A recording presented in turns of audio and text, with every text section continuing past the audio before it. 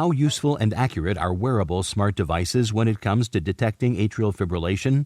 In the final episode of Critical Conversations on Atrial Fibrillation, a MasterClass series, Drs. Sean Picorni and Emily P. Zeitler discuss the data behind consumer wearable devices and consider their utility in everyday clinical practice. Well, thank you everybody for joining our final episode of this MasterClass series entitled Marching to Their Own Rhythm. How should we integrate consumer wearables into our AFib diagnosis and our AFib practice? This is a juggernaut coming towards us, these wearable devices, so we need to be prepared for it. Their use is increasing dramatically, and it's creating quite a buzz among cardiologists and electrophysiologists and really all of us who treat patients regularly in clinical practice. So let's jump in and figure out how we can deal with this. Just to outline the issue, there are a variety of new screening options for atrial fibrillation that are marketed and sold directly to patients outside of the patient-physician relationship. And this includes wearables that can go around your finger or your wrist or your chest or your arm. The ability to detect the heart rhythm with a single lead ECG has gotten really quite remarkable across a number of platforms. And so we're going to talk through some of these in a bit more detail. I should also mention, in addition to the wearables, there is the single lead ECG or 6-lead ECG from consumer products like the Cardia Mobile, which is a handheld device. So we're going to talk through a bunch of these. Yeah, I'm really looking forward to diving into the data behind some of these wearable devices, but we can consider a clinical scenario that I think now is becoming increasingly familiar in all of our clinical practices. And so the scenario I'll put forward is a 66-year-old man who buys a smartwatch, and he has a history of diabetes. He got the smartwatch on his birthday, and now he calls the office requesting an urgent appointment because his smartwatch has detected an irregular heart rhythm. So Emily, how much would you trust the findings of that smartwatch? Oh, it's such a good question. This comes up all the time. A patient is gifted a smartwatch by their granddaughter or their grandson, and it's a lot of fun. And then they get an alert that they're having atrial fibrillation. Although you got one thing wrong in the case. It wasn't a phone call. It was definitely an inbox message, an in-basket message that came in with a PDF attached that shows the rhythm. But I put quite a bit of stock into this, in fact, especially if the patient is someone that I know and they have risk factors for atrial fibrillation, or maybe I know they do have atrial fibrillation. That's why they're my patient in the first place. So in an enriched population like that, in particular, a patient with known AFib or high risk of AFib, I'm pretty suspicious that if the watch says they've got AFib, they probably do. Yeah, I think that, one of the things that I've seen is certainly things like PVCs can throw off watches, PACs can throw off watches. I do think that, to your point, when a patient has a tracing that they can show you and you can actually see the tracing, oftentimes you can really determine whether that truly was an arrhythmia. But again, I think that you're absolutely right. When you look across the data, really the sensitivity and specificity of automatic AF detection is really quite high. Yeah, I have quite a lot of patients who use wearables for their AFib detection. How do you incorporate that into your practice, Sean?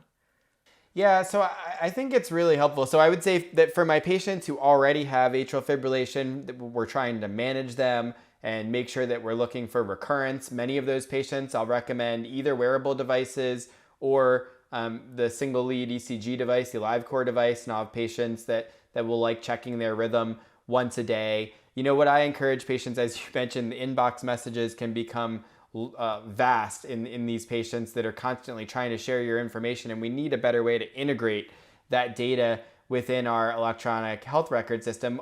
What I recommend to patients is that if they find an abnormal value, to send me a copy of the abnormal value. And certainly if we can get a copy of that tracing, then as you said, I really do put a lot of stock into that. And I will actually change the care plan exclusively based on that single tracing. If they get an alert on their device, but they don't necessarily have a tracing of it, then usually what I'll do is I'll actually have them wear a monitor at that point where I want to actually try to understand what the arrhythmia is, because again, it could be that it's frequent PACs, PVCs. We certainly want to understand whether it's atrial fibrillation versus atrial flutter, not necessarily for the purposes of reducing stroke risk, but for trying to figure out how we're going to treat our patients. And like you, I find that again, that it's helpful for patients to actually put their strips into those MyChart messages, because then they're a permanent part of the EHR. And then I can go back, and I've done this many times, go back months earlier to a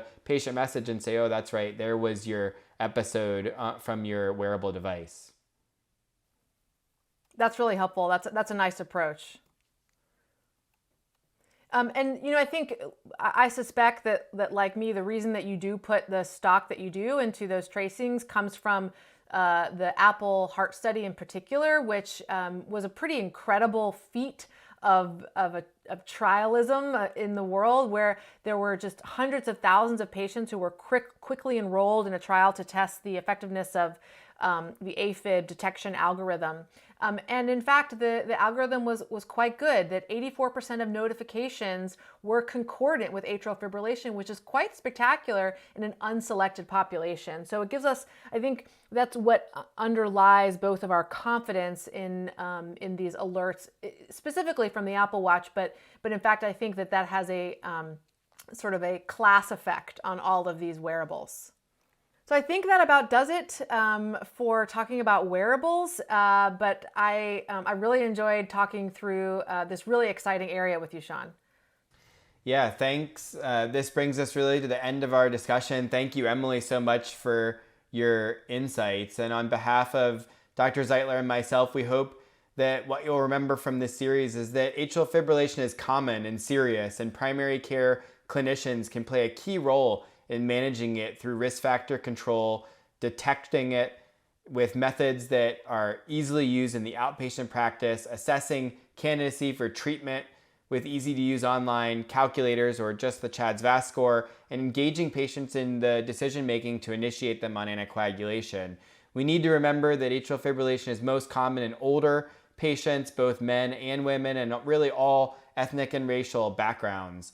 Sometimes we may need to rely on clinical practice data to really drive our treatment decisions, but the balance of benefits and risks strongly favors benefits for nearly all patients in terms of anticoagulation.